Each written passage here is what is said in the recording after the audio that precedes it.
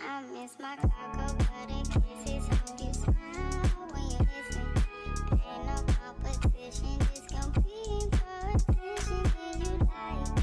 I'm not on no games, well baby I've been peeping and you. Oke, perkenalkan nama saya Suci Cahyati, NPM 1755112. Saya dari Fakultas Hukum mahasiswa UIB.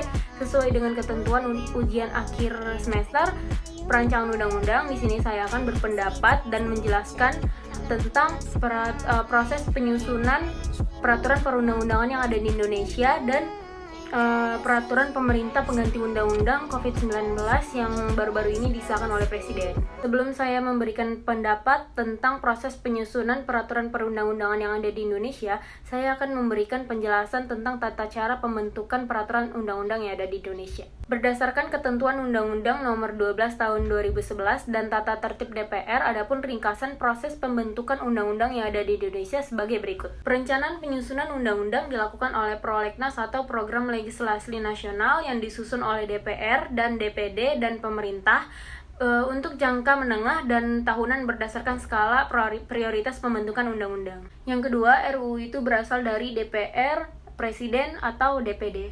Yang ketiga, RUU yang diajukan harus disertai dengan naskah akademik kecuali untuk RUU anggaran pendapatan dan anggaran belanja negara.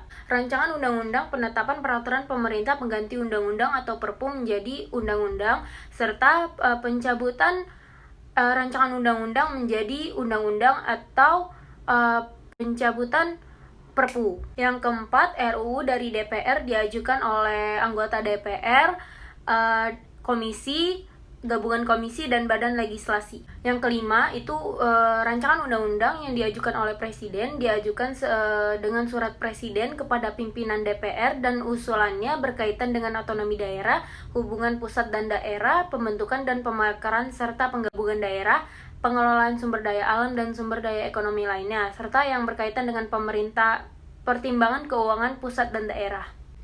6. Materi muatan rancangan undang-undang yang diajukan oleh DPD serupa dengan yang dapat diajukan oleh Presiden, yang mana RUU beserta naskah akademiknya itu dapat secara tertulis yang diajukan oleh pimpinan DPD kepada pimpinan DPR. Selanjutnya RUU dilanjuti dengan 2 tingkat pembicaraan. Dari proses pembentukan undang-undang yang ada di Indonesia yang telah saya jelaskan sebelumnya, maka menurut pendapat saya setuju dengan proses pembentukan perancangan undang-undang yang ada di Indonesia. Kenapa? Karena adanya naskah akademik. Yang dimana naskah akademik itu ialah bahan baku yang dibutuhkan dalam pembentukan perundang-undangan termasuk peraturan daerah.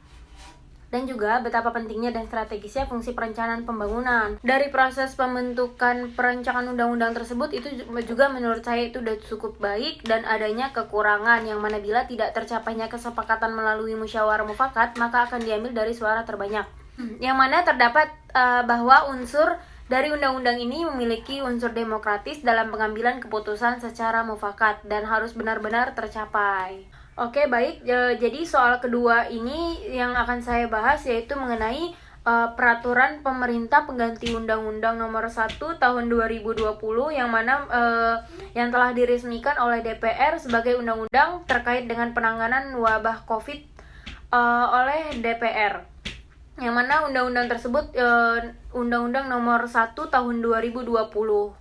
Peraturan pemerintah pengganti undang-undang atau yang disingkat dengan Perpu, yang dimana yaitu peraturan perundang-undangan yang ditetapkan oleh Presiden dalam hal kegentingan atau yang memaksa, yang mana materi muatannya peraturan pemerintah pengganti undang-undang adalah sama dengan materi muatan undang-undang. Jadi Perpu ini ditandatangani oleh Presiden dan setelah itu diundangkan. Perpu itu juga harus diajukan ke DPR dalam persidangan yang berikutnya.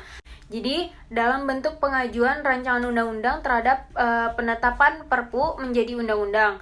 Jadi, pembahasan rancangan undang-undang terhadap penetapan Perpu menjadi undang-undang dilaksanakan melalui mekanisme yang sama dengan pembahasan rancangan undang-undang.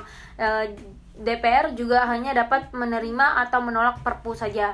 Jika Perpu ditolak DPR, maka Perpu tersebut harus dicabut dan harus dinyatakan tidak berlaku. Dan Presiden mengajukan rancangan undang-undang tentang pencabutan Perpu tersebut, yang dapat pula mengatur segala akibat dari penolakan tersebut. Baik terkait Perpu ini harus memiliki kepastian hukum, dan terdapat juga berbagai peraturan dan regulasi yang akan diatur dalam peraturan setingkat Presiden maupun Menteri. Dengan kata lain, pelaksanaan pemerintahan menerbitkan berbagai putusan dan melakukan berbagai tindakan sehingga pelaksanaannya adalah kebijakan pemerintah yang diambil untuk mengatasi kondisi yang membahayakan perekonomian nasional dan stabilitas sistem keuangan, dan haruslah memiliki kepastian hukum. Pemerintah dapat melakukan penggeseran anggaran antar unit, organisasi dan fungsi, di mana dapat mempengaruhi objek pembangunan yang sedang berjalan, di mana objek pembangunan tersebut merupakan anggaran pemerintah, yang dimana juga merupakan pembangunan strategis negara yang diberikan wewenang pemerintah untuk melakukan penggeseran anggaran tersebut, yang dapat terjadinya tertundanya pembangunan dan perencanaan nasional, yang mana hal tersebut dapat terjadi penyalahgunaan wewenang, sehingga penggunaan dana tersebut tidak efektif terrealisasi ketujuannya.